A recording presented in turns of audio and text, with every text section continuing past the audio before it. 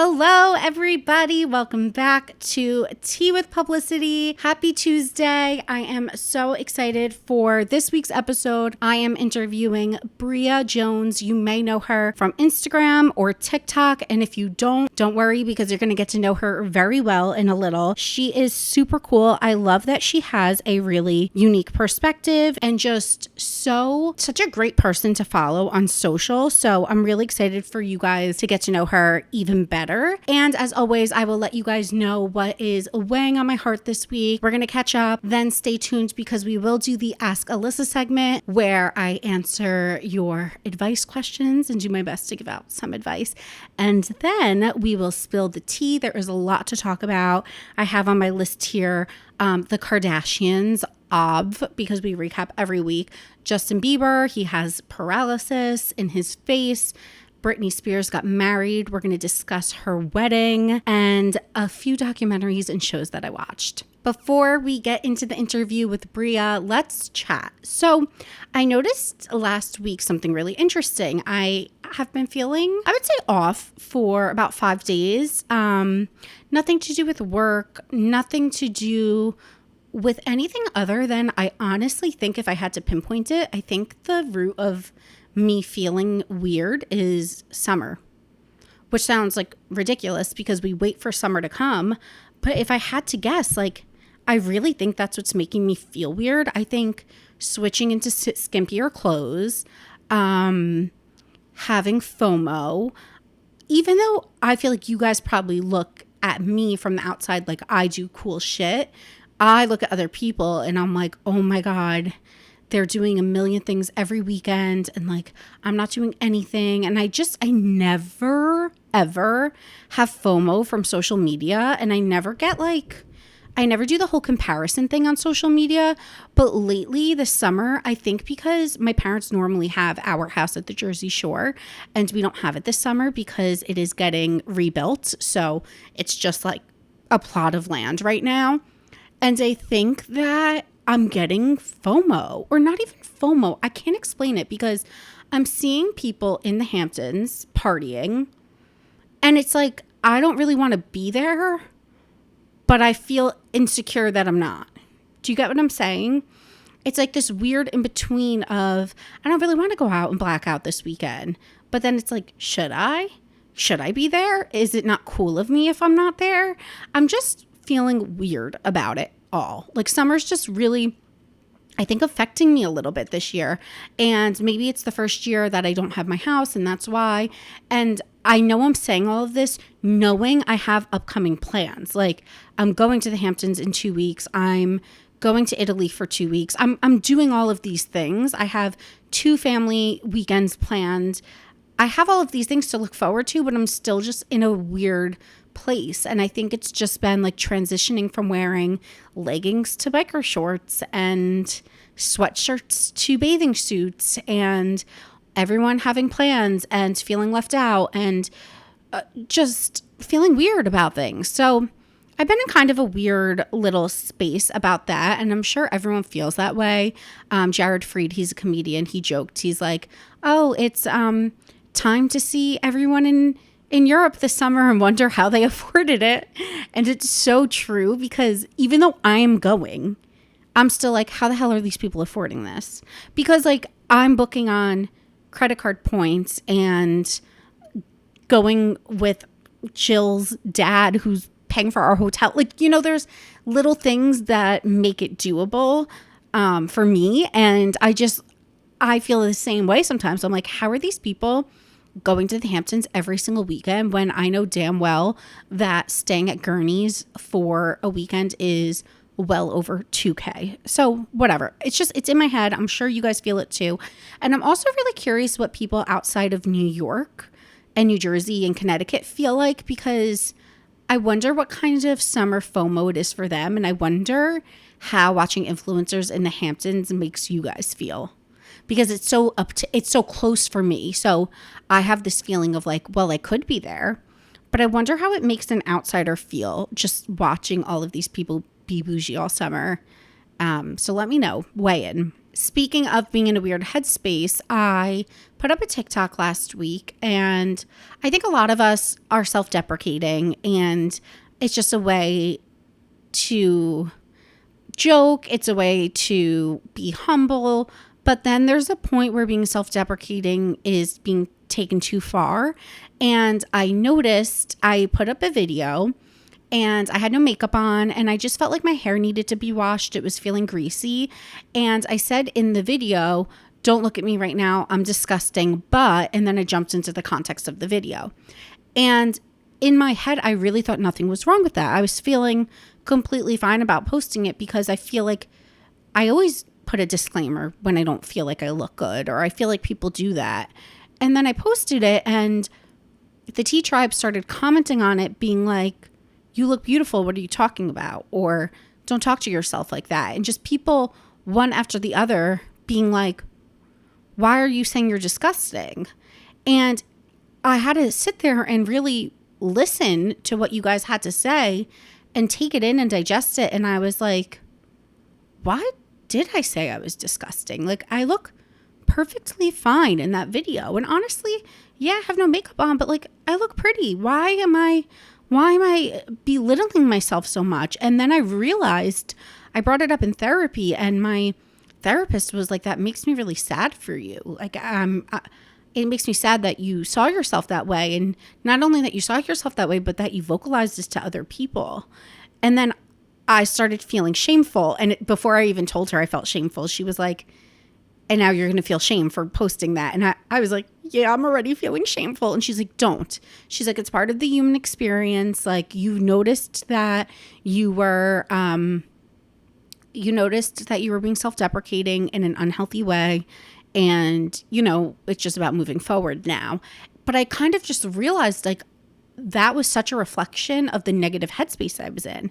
And it's what I was talking about. It was like one of the first days where I was wearing like shorts, and I think it was hot out, and I was sweating, and my hair felt greasy, and I wasn't wearing makeup. And I just obviously vocalized what I was internally telling myself, which was that I'm disgusting.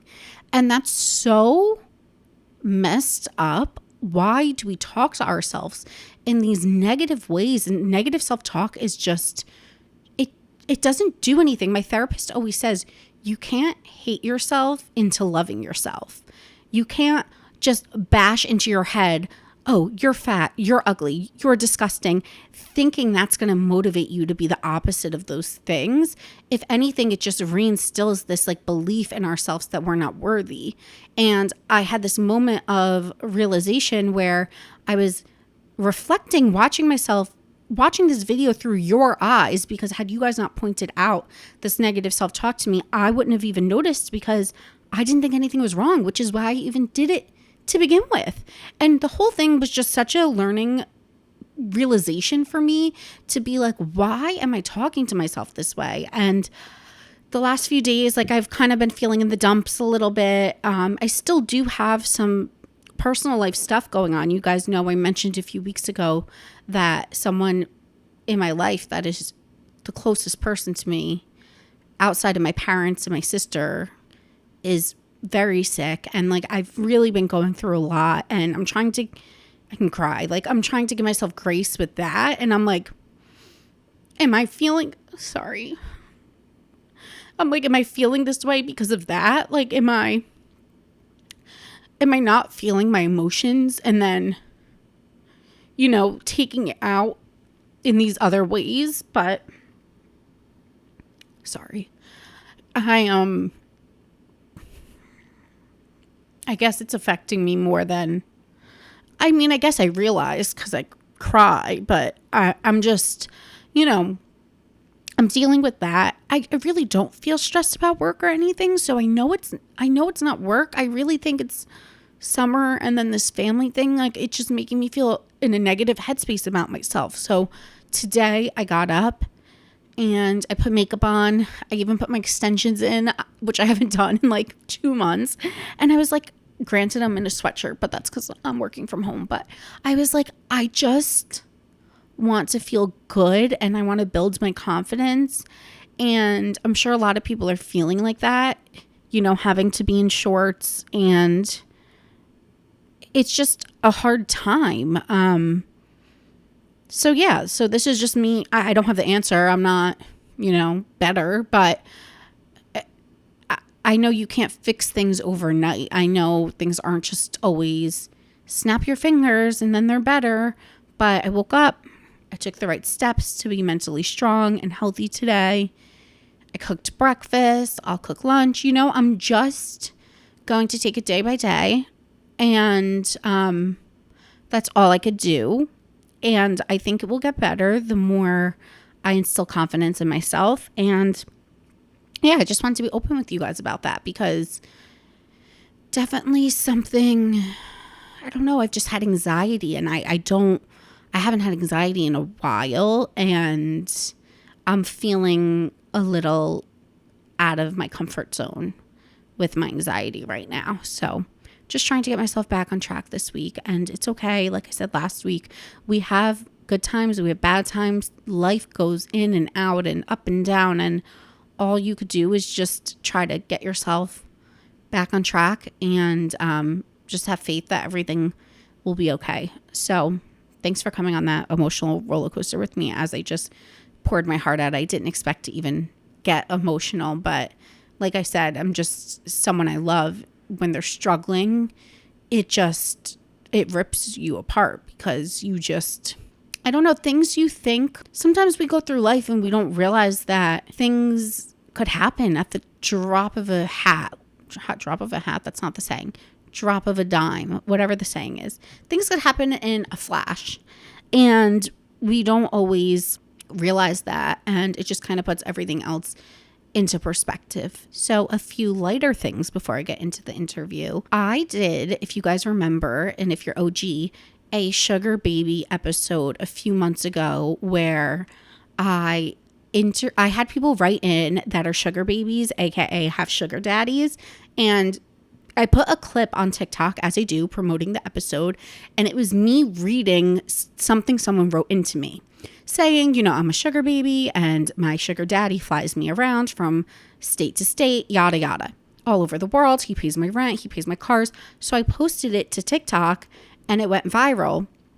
And for whatever reason, like people that don't know me and don't know the podcast keep coming across this video and thinking I'm the person, like I'm the sugar baby, because they don't realize I'm reading something.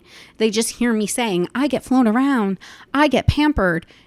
And I, for months on end, since that video went live, get propositioned literally daily. Hi, Alyssa, this is feetfinder.com. We know you're a sugar baby. You want to sell your feet? Hey, Alyssa, I just got this email this week. I swear to God, let me find it. Hi, Alyssa, my name is Lisa, and I'm a casting associate producer with blank. I wanted to reach out because we're casting a fun new show and your social media caught my eye. We've combined forces with a major network to show the real life of a sugar baby. No gimmicks. We want to help break the stigmas around sugar baby dynamics and relationships, the aspirations, the personal goals, how they navigate these unique relationships, including the highs and lows and everything in between. We're wrapping up casting soon and would love to talk to you. They're trying to cast me because they think I'm a sugar baby.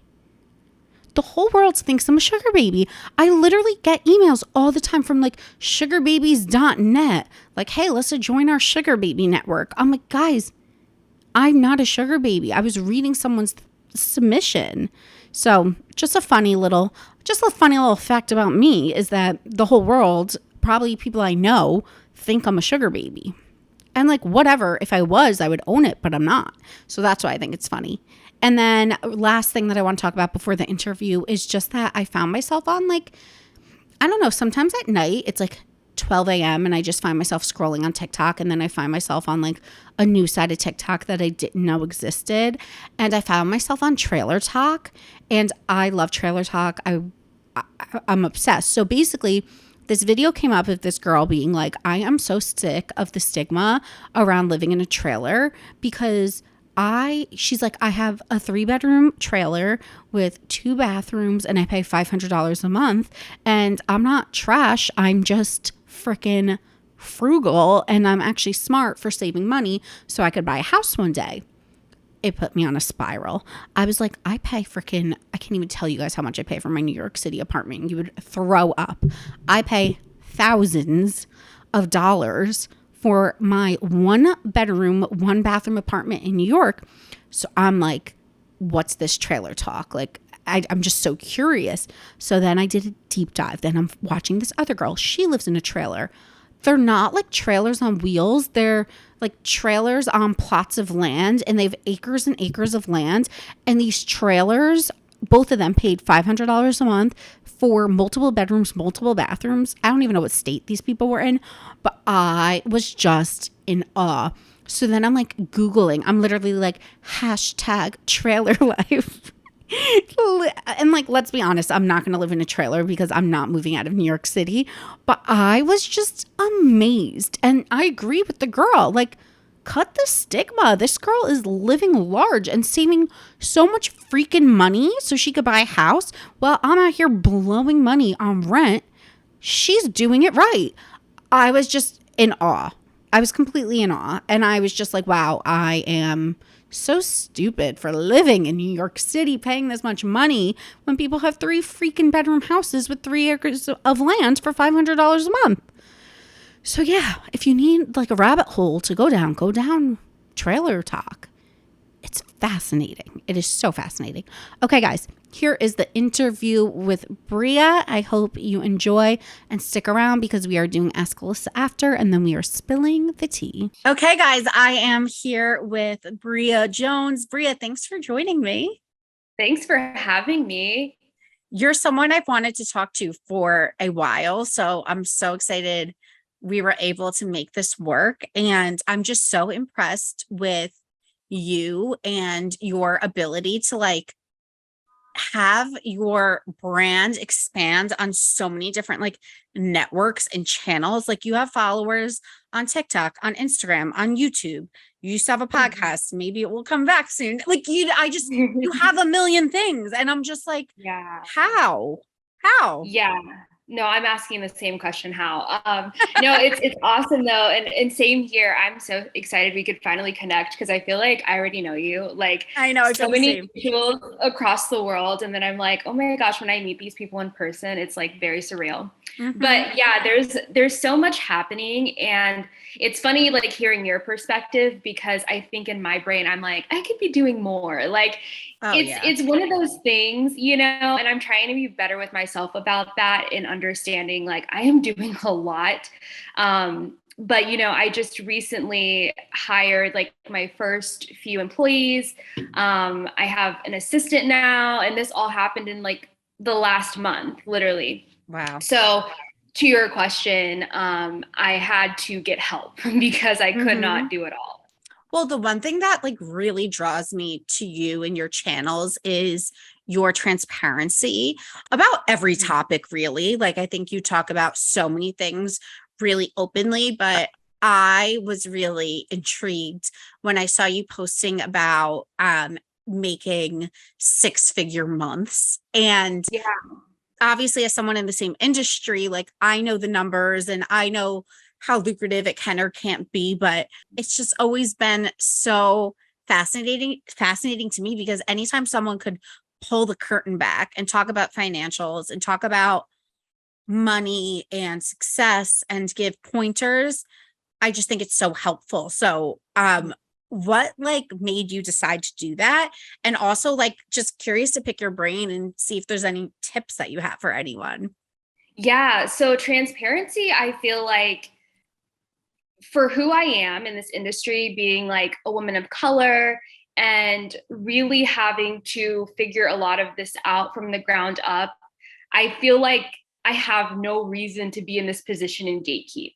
You know what I mean? I feel like part of me being in this position, having a platform, is to kind of like wake people up to their potential too, because I feel like I didn't get to see a lot of people like me, one, in this space, but two, be this transparent. And that is always a driving factor to me to like kind of break that stigma, because there's still so many societal standards that, you know, if you look like this, you do this, you know what I mean?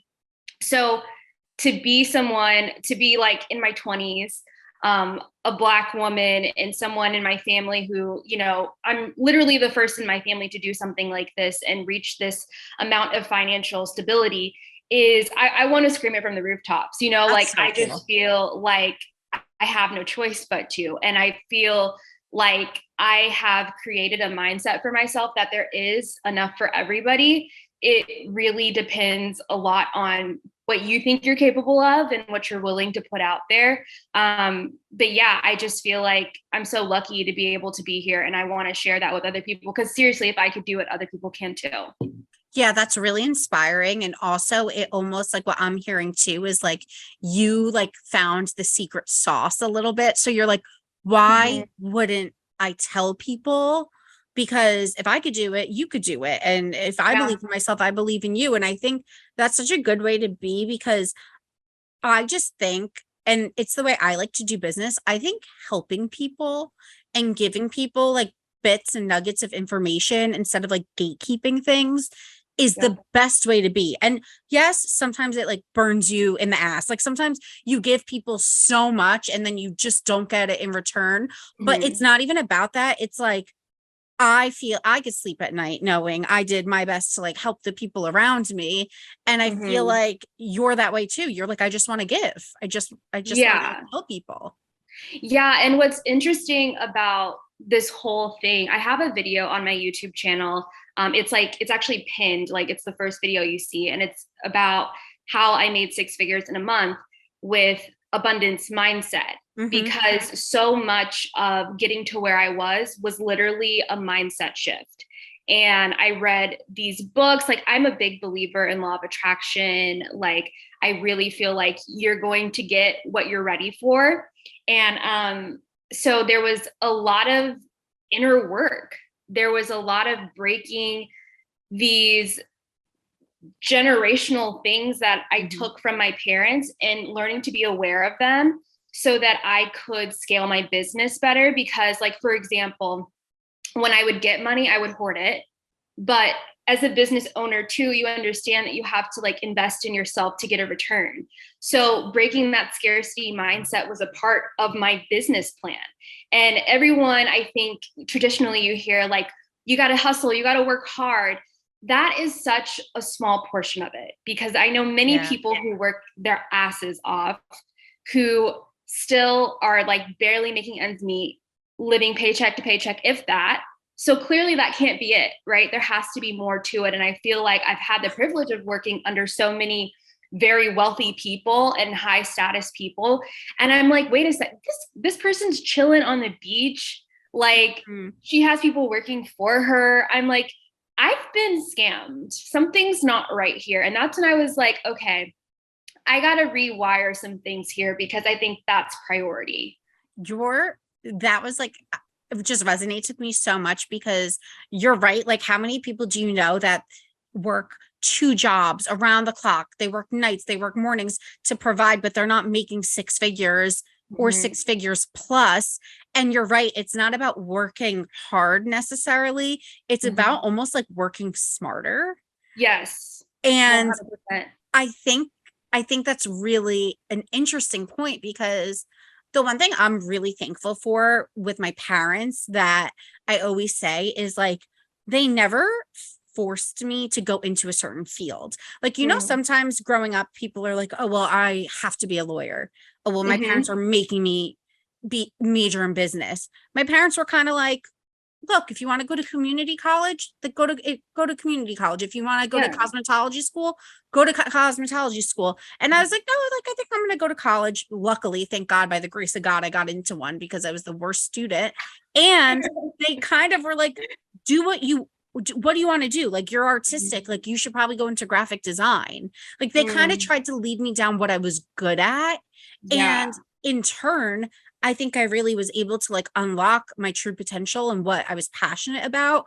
Whereas I Mhm. had so many friends that were forced or like societal pressure to do things Yes. that they really didn't want to do. And then like Yeah. they wake up at 25, 30, and they're like, why am I an accountant?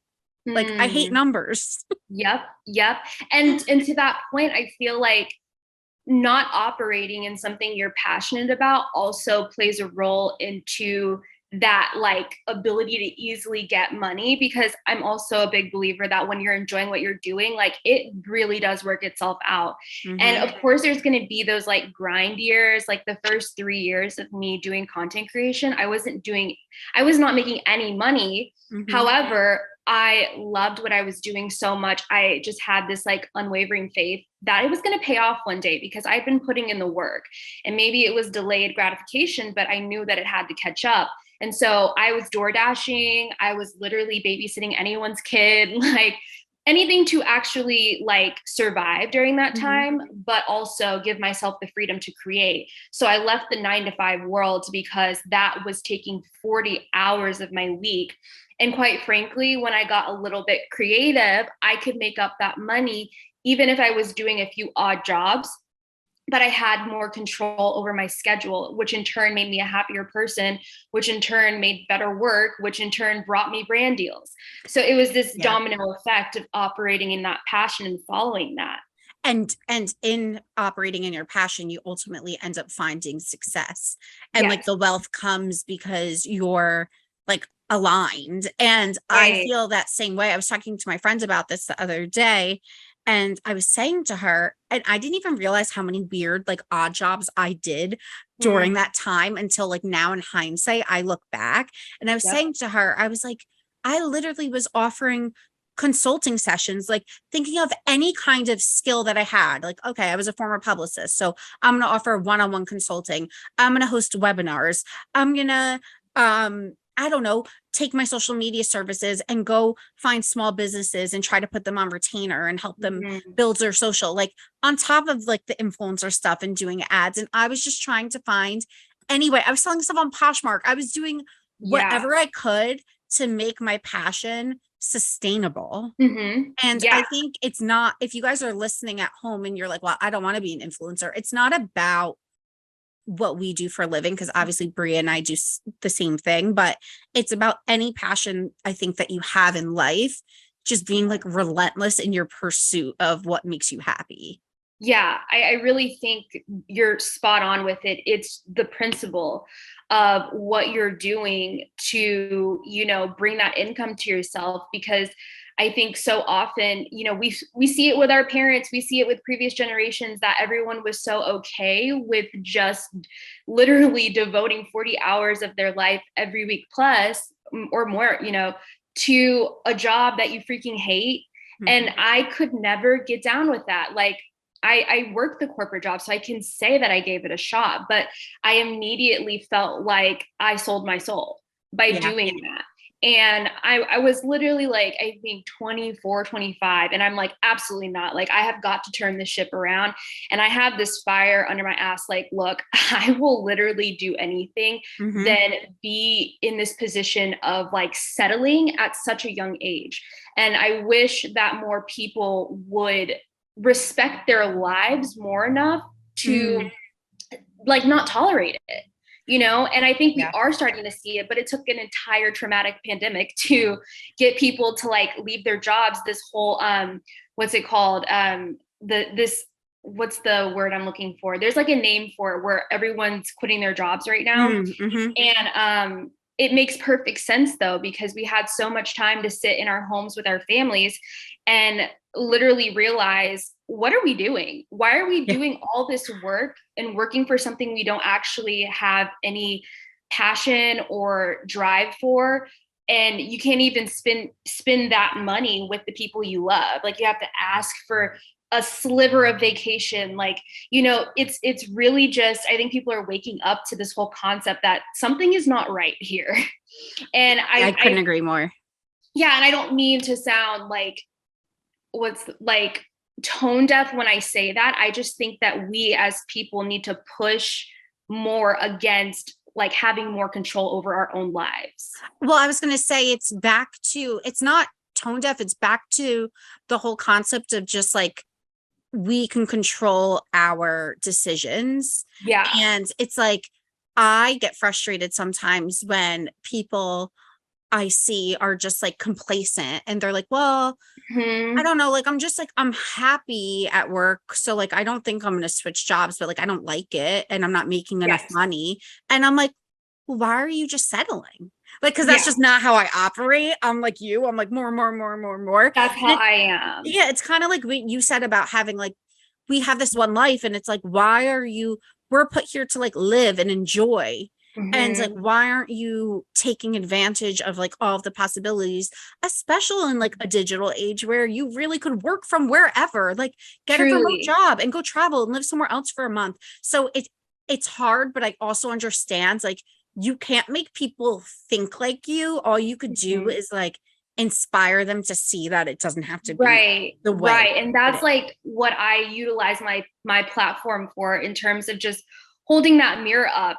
Cause Mhm. by no means did I have daddy's money or anything to get to this place. Like, I really had to build this up from the ground. And I think just sharing that story makes a light bulb go off for some people. Like, you know what? Why am I in this cycle of just kind of existing? And I mean, the best way that I could put it is, when I made the decision to quit my 9 to 5 job with, by the way, no backup plan, I felt like a hamster on a wheel.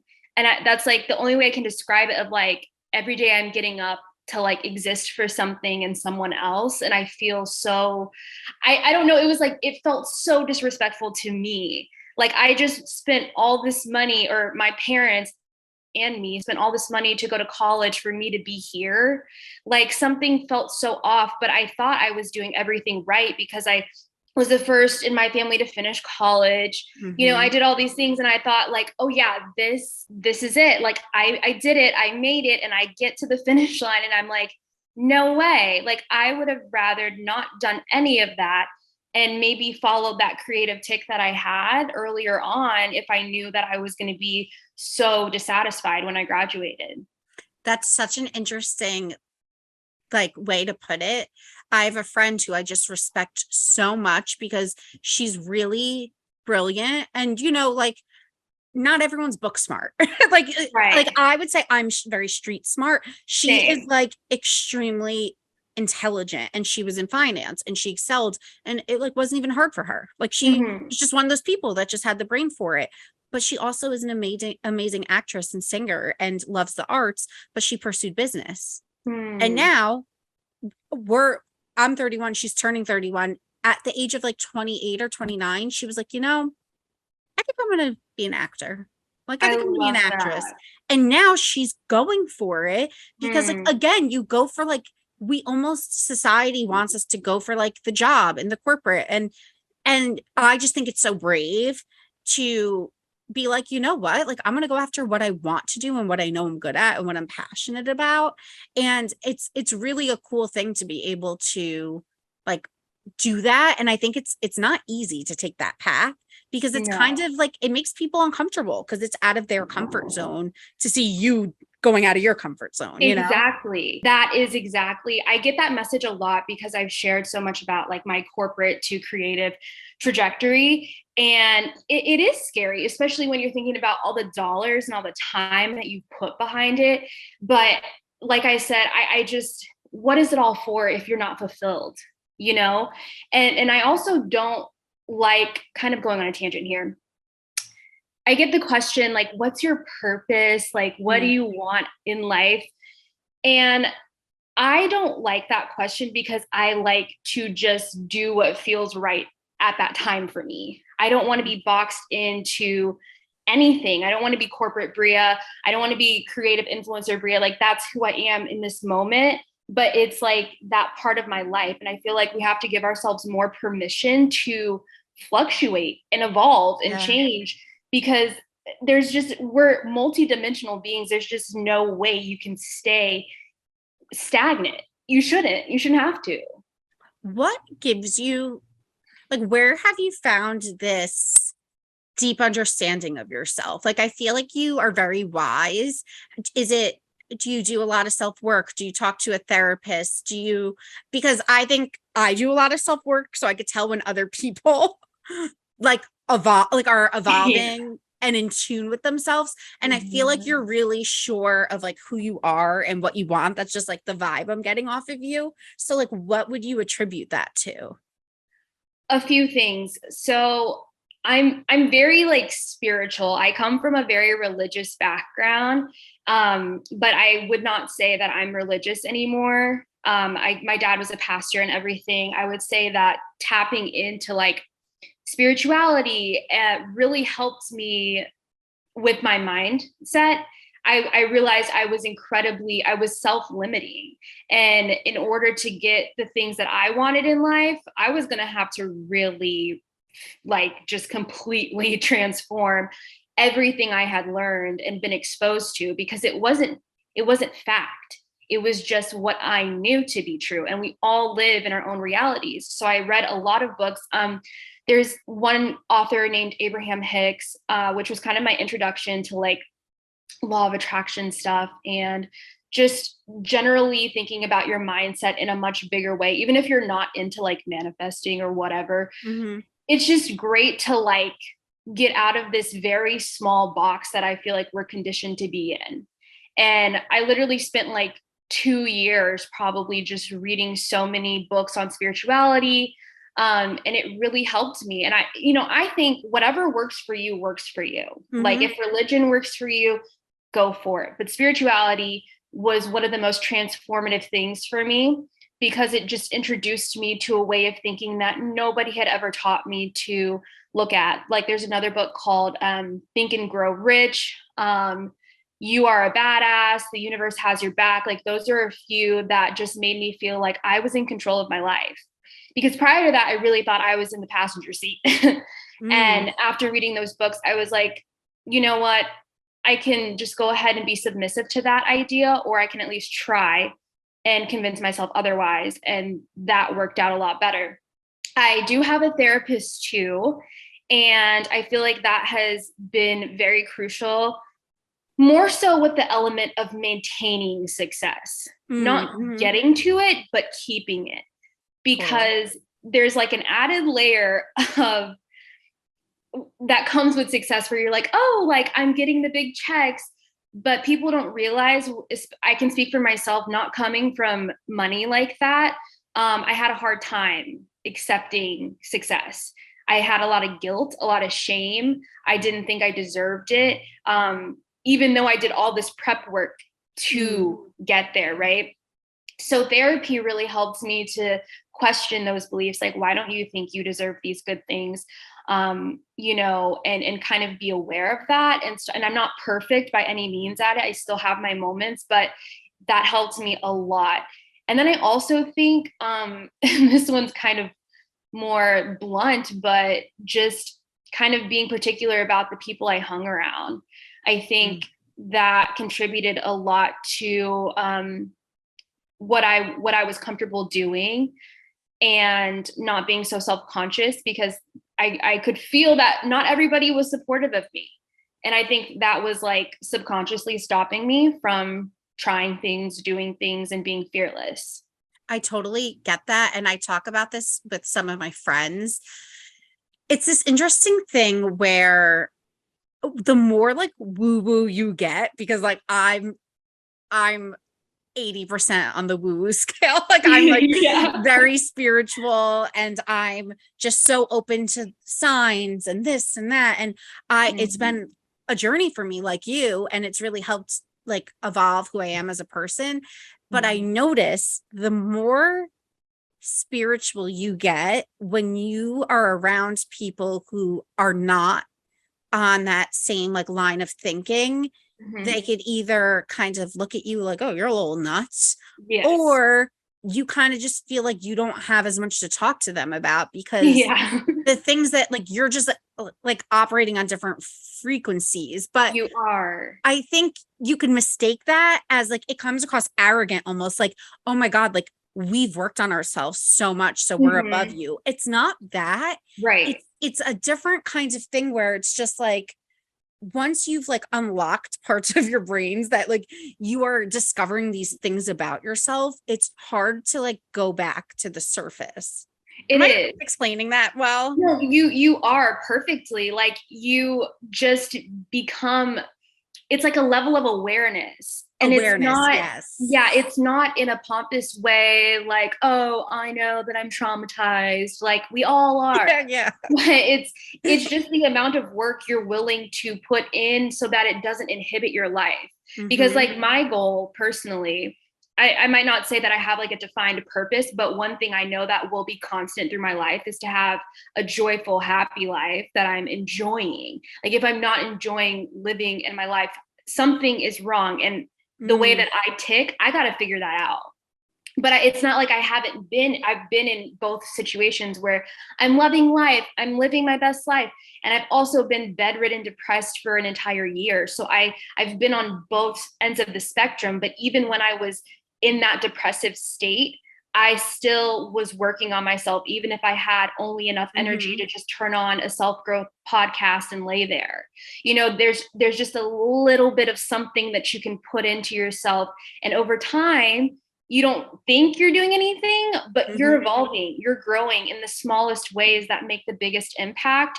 So yeah, I totally agree.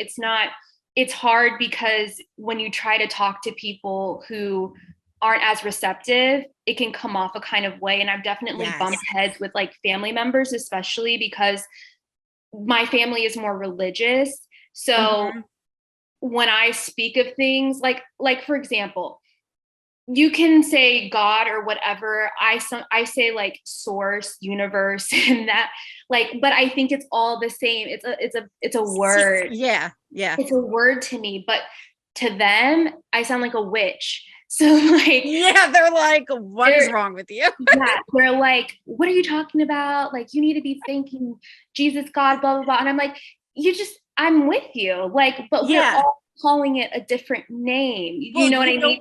That's like, I realized, I had this like light bulb moment. It was probably like 2 years ago, probably during COVID, because that's when I did my most self-work. And I was like, I just had this like aha moment where I was like, praying is manifesting. You know how everyone's like, I go to church and I pray that I'll get the job, and then I got it and God answered my prayers. I'm like, what's the difference between me sitting at home manifesting, aka praying, and then I get it? It's all the same. We're all doing the same thing. Because at the end of the day, what's at the root of that is an intention. You're vocalizing your intention, you're putting it out there, and you're putting energy behind that. It's the same thing. It's the same thing. From a spiritual perspective, I would say that's like me sitting down, journaling, setting an intention, saying my affirmations out loud, you know, calling it in. And same thing, you know, when my dad, he will drop a prayer anywhere, anytime. Like, he's doing the same thing. And I'm like, we're not different. We're the same. Yeah, it's really the same thing. And once I realized that, I was like, no wonder why religious people think everything happens, because they're manifesting. Like, it's all the same. Period. Like, that is exactly how I feel. And I've tried to, even me trying to explain that, because I've said that exact to my parents before, and it did not fly. So I'm like, you know what, to each their own. Like, I just see everything as a bigger picture. Like, at the end of the day, tomato, you know, it's the same thing. No, it's so true. And so you're engaged or married? I can't remember. Married, got married. Not okay, you just got married. Oh my gosh. Yeah. How is it having a partner and having these beliefs? Because I'm single, and when I meet someone, like, because I have done all of this work, like, I want someone that's either they've done it or they're open to it, they have a willingness. Like, how does that fit into a relationship? I'm just asking for my own like selfish reasons. Yeah. So to be perfectly honest, when AJ and I started dating, he was very against what I believed. And I was in the early stages of like just now tapping into my Abraham Hicks books, and I was just on fire about it. And we got in the biggest argument over this whole thing. And it wasn't, I say it was probably the biggest fight that made both of us be like, I don't know if this is going to work, because we had two very different perspectives on life. At the end of the day is what it came down to. Me, I was now entering the phase of like, I'm not going to be in the passenger seat anymore. I'm taking control of my life. And he was very sure that life happens to you and that's it. And to like me, you can't control it, kind of. Yeah. That was scary to me. That was scary to me, that he felt he had no control over his life. So we got in a huge argument, but I think in that argument was a lot of miscommunication, because now I can like communicate a little bit better, like how I don't just think like rub a genie lamp and boom, there it is. Yeah. But I think that might have been how I was coming off during that time, just because I was so excited. And I definitely am like a very optimistic person. And I would say he was kind of not on that level at all, but he was especially like, yeah, screw the manifestation thing. That's like not a thing, Bria. But over the years, what's cool is that this man is like out here doing affirmations with me because he's watched me, like he's seen it. And it's like, you know, I was scared that like we would kind of drift apart because of that. That's a big belief to not be aligned on, you know, because life is going to happen, right? But it's how you respond to it. And to me, I was like, I'm scared that he's going to just be like, well, this is it. And he doesn't have that fight, when I'm like, no, we're going to fucking fight to the death. Like it's our life. So over time, he's watching me say, like, literally when I had no money, I was like, yeah, I'm a millionaire. Like, I'm going to get this, I'm going to get that. Like I would take him in designer stores, having like no money in my bank account. And he would be so uncomfortable. He's like, Bria, I don't want to be here. Cause there's like Highland Park Village in Dallas. So when we come home for Christmas, I'd be like, let's go into this designer store. Cause I just wanted to see things that I could visualizing it. I'm crazy. Yeah, no, I'm the same way. I tell everyone, I'm like, oh yeah, self-made millionaire. Like I say things. Oh, when I have that car that I want, I say whatever And he's like, you're absolutely batshit, girl. And I'm like, yeah, maybe. But like, you know, what it was doing for me was allowing me to see a life that I didn't have yet. And it's not even that, even now, like having financial stability, I don't even buy designer like that. But it was like the point of seeing a lifestyle that I had never been exposed to. So for him, that was so uncomfortable. He didn't even feel worthy enough to stand in Balenciaga. And I'm like, we can be here if we want to, just like we can go in Target if we want to. Like, what's the difference? Why are we trained in our brain to think that we don't deserve to walk in a store and just look? Like, we can look. Yeah. And so it's so funny because over time, he's really like loosened up, and he'll sit there and I'll be like, let's visualize what we want for this vacation or whatever. And we went to Maui for our honeymoon, and next to our hotel was this shopping center that had nothing but designer. And I was like, well, let's go in. And now, of course, we could, if we wanted to, we could get something. And, you know, I didn't find anything I wanted, but this man, I turned around, I don't know where he is. He's in Gucci with his hands full, pulling everything off the shelves, like touching everything. And I'm like, you, sir, have changed. So it's safe to say there is a possibility that just, you don't have to force anything onto your partner. I think if they have I think moral beliefs are more important, and their ability to maybe at least accept your lifestyle and your mindset is the most important part. But I really think, because Abraham Hicks talks about this, how like frequencies have to be on the same level to work. So the lower one is going to come up to the higher frequency. And that's exactly what happened in our relationship. And I always knew I don't have to force him. Did it take a few years? Yes. But in me just living, he got there. Yeah, my therapist says to me sometimes, she's like, you could be like the people in your life's like greatest teacher. Like you could, you know, just like lead by example, and people will meet you there. And I think that that's something that's like really important. But yeah, it's definitely something I think about, like, as I get into dating and stuff. I'm like, you know, if the going gets tough, like I want to date someone that's going to go to therapy and like get to the bottom of things. And you just want to make sure that you're with someone who has like the same level as like empathy or compassion as you, or understanding those fundamentals, like you said. It's at the end of the day, it's like, as long as they're willing to work, willing to see perspectives that maybe aren't theirs, I think that's a part of a beautiful relationship. Like AJ and I don't think similarly on many things, but our moral beliefs we do, because I wouldn't want to like bring a kid into the world and, you know, we have these like opposing views that would affect like our children and these deeper value things. Like, I mean, what's a good example is like, you know, I'm in an interracial relationship. He's white, I'm Black. Like the fact that I would need him to understand, not like live my perspective, but he would have to empathize with my perspective and he would have to do the work in terms of being an ally.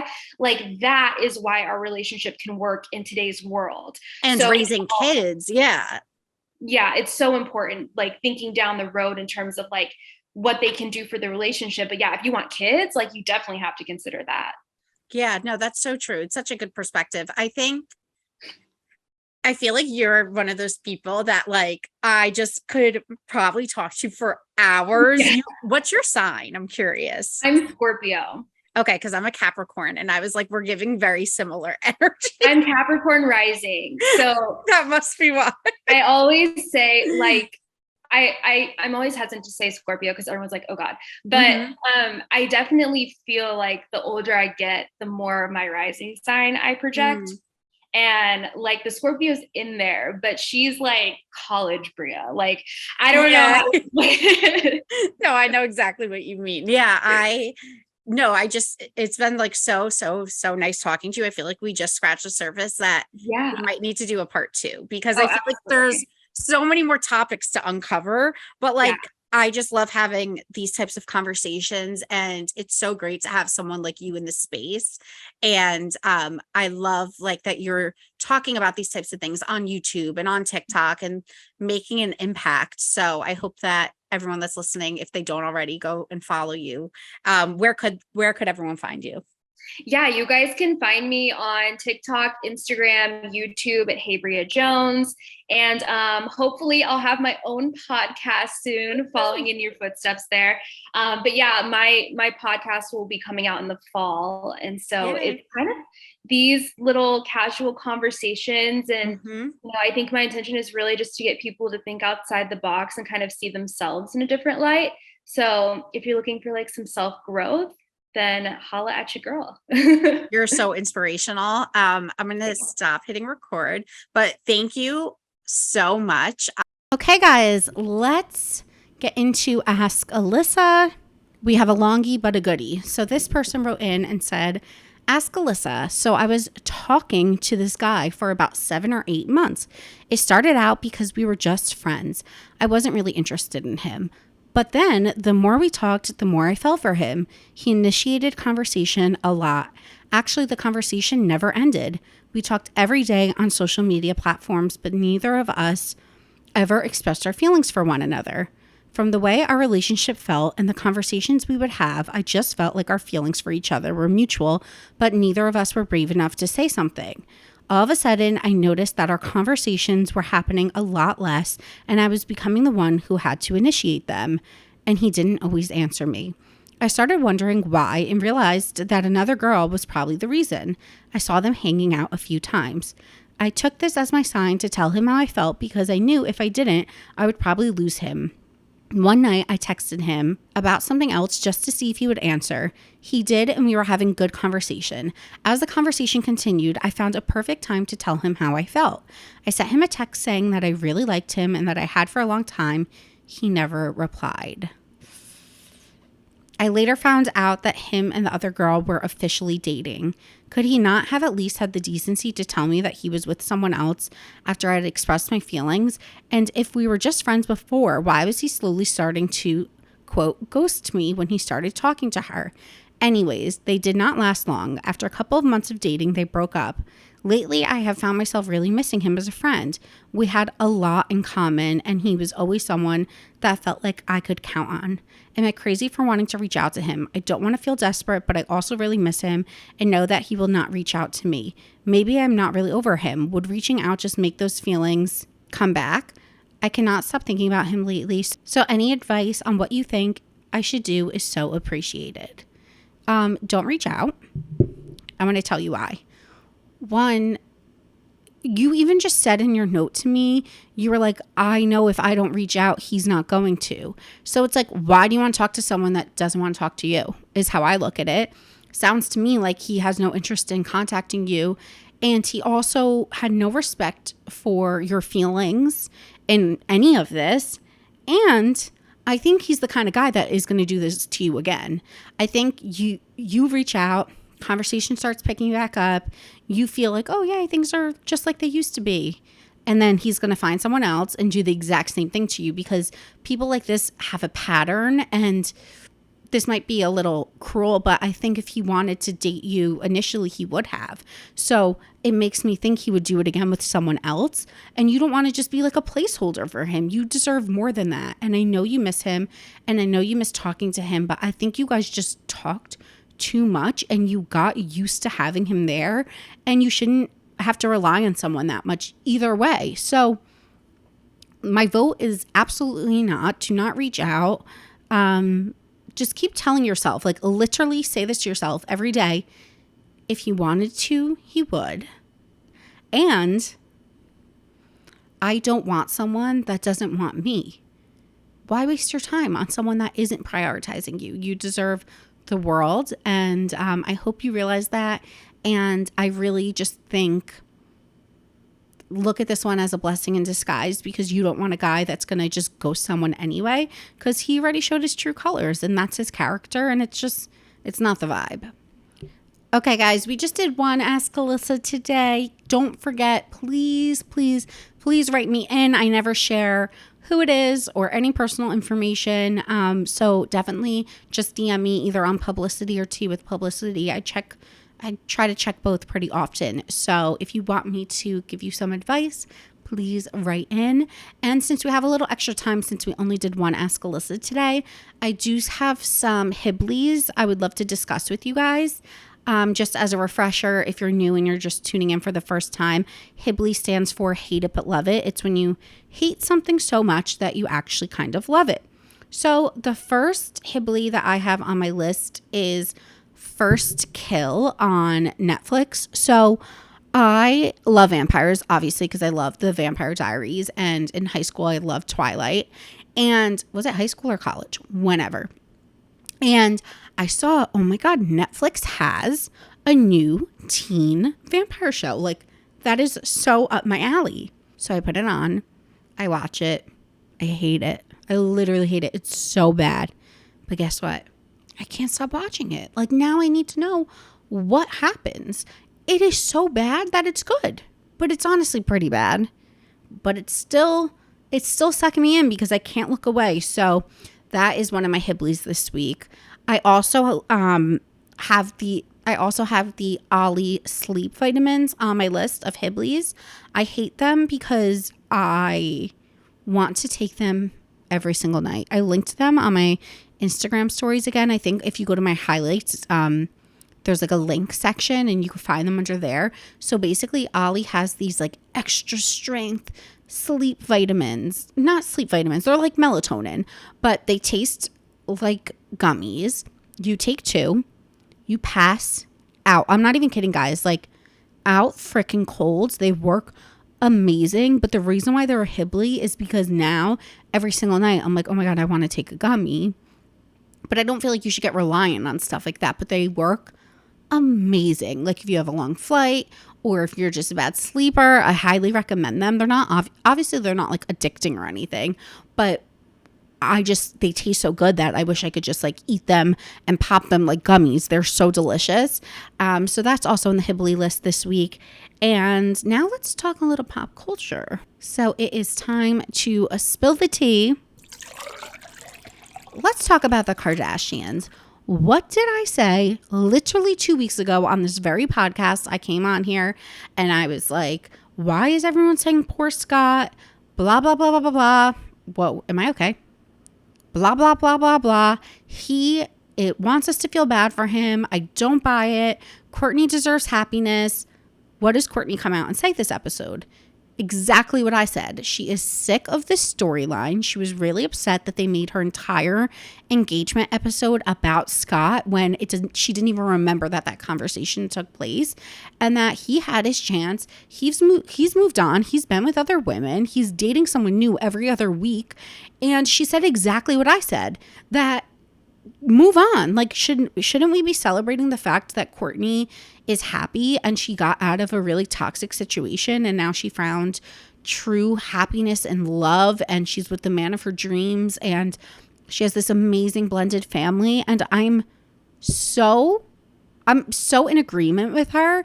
And I was happy that although she didn't get her final say in the edit showing that initially, I'm so happy that 2 episodes later they gave that to her. And they were like, okay, we're going to let you tell your side of the story, because she needed that.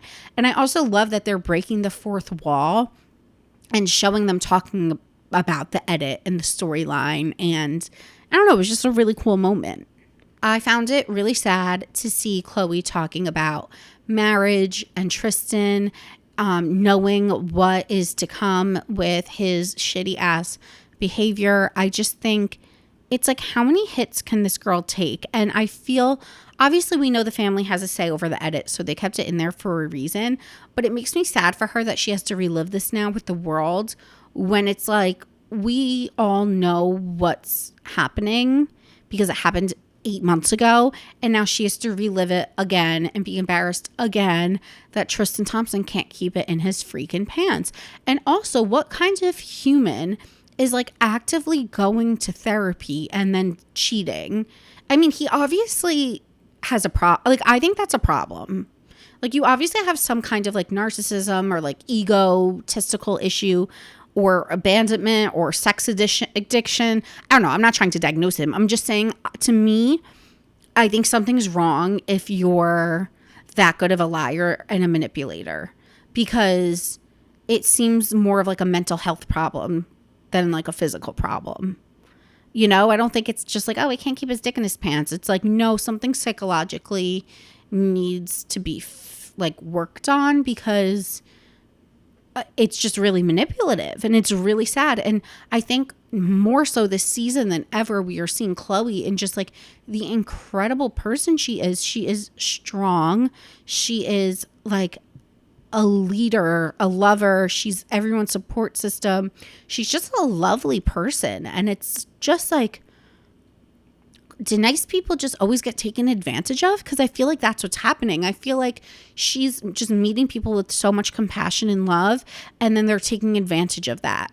And it makes me sad for her. And maybe she needs to learn how to set some more boundaries, but it's also like she shouldn't have to change being a lovely person because there's shitty people out there. So really interesting to see that play out. Really sad. Also, I was dying that Kim was obviously so shook and calling all of the sisters, but in between calling all of the sisters, she's like getting a pump in. She's like, oh my God, Tristan cheated on Chloe again. Hold on, I'm like lifting weights.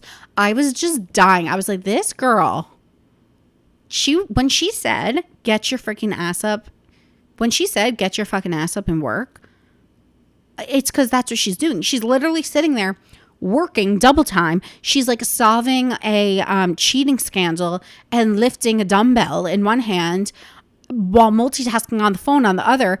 I can't even do 2 things at once, and this girl's doing 3. I was flabbergasted, completely flabbergasted. So Justin Bieber came out with a video talking about the fact that he is canceling part of his tour due to Ramsay Hunt syndrome, and that his face is partially paralyzed.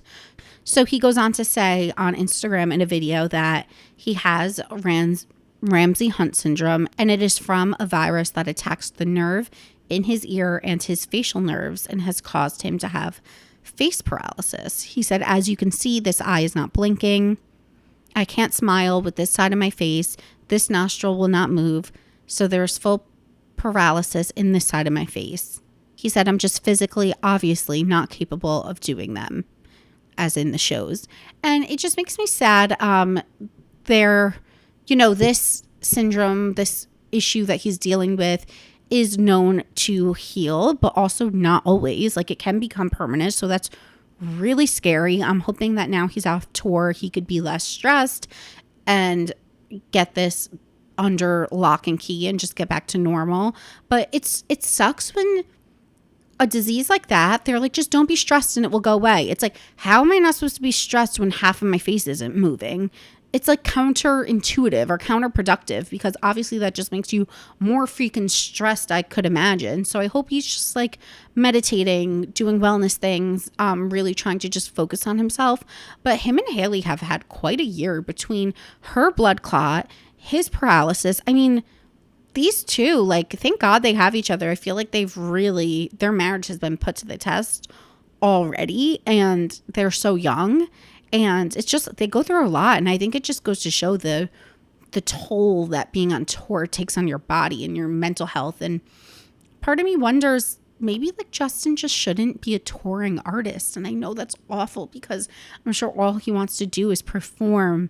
But I feel like it creates really negative effects on his body, as we've seen, and just makes me sad for him. And our girl Britney Spears got married. I am happy for her. She got married at her home. It looked like a fairy tale, which is what she wanted. And unfortunately for her, her ex-husband, her first husband, like, came inside, trespassed, and made a scene and tried to sabotage the wedding. I don't know what he was trying to do. I haven't really seen any new reports come out, but the whole thing was just really bizarre, and I'm sure extremely stressful for her, especially after what she's gone through, feeling like her life is not her own, and now this guy's trespassing in her house, screaming for her. Like, it must be so unsettling, and also probably a huge breach of security. Like, if that was my security, I'd be like, why the hell did you just let this man in my house? And how did this slip through the cracks? So I felt bad for Britney, but the wedding was great. We saw some celebrities there: Selena Gomez, Drew Barrymore, Paris Hilton, Madonna. Like, shocking. And I feel like if you think about all of those women, they all have something in common, which is growing up from a young age and getting really, really famous. And I wonder if they're like in a group chat talking about their trauma. Like, I feel like those people probably have reached out to Britney and really have been able to relate with her about just the trauma of being such a megastar. And I know to us, it's like, oh my God, I can't believe she's friends with these people. But obviously, I'm sure they talk on a personal level, and maybe she's really been able to rely on them through these tough times. And that's just what I think probably has happened. But I'm just happy that she was able to get married, and she's finally doing what she wants when she wants. She had Versace design her wedding dress, and Donatella was in attendance. I'm just happy for our girl. I feel like she's just unapologetically being herself. And you know what? As long as she's happy, I'm happy. And that is it for today's episode. Thank you guys so much for tuning in. Don't forget to rate, review, subscribe. I'm here every Tuesday, and I will see you next Tuesday.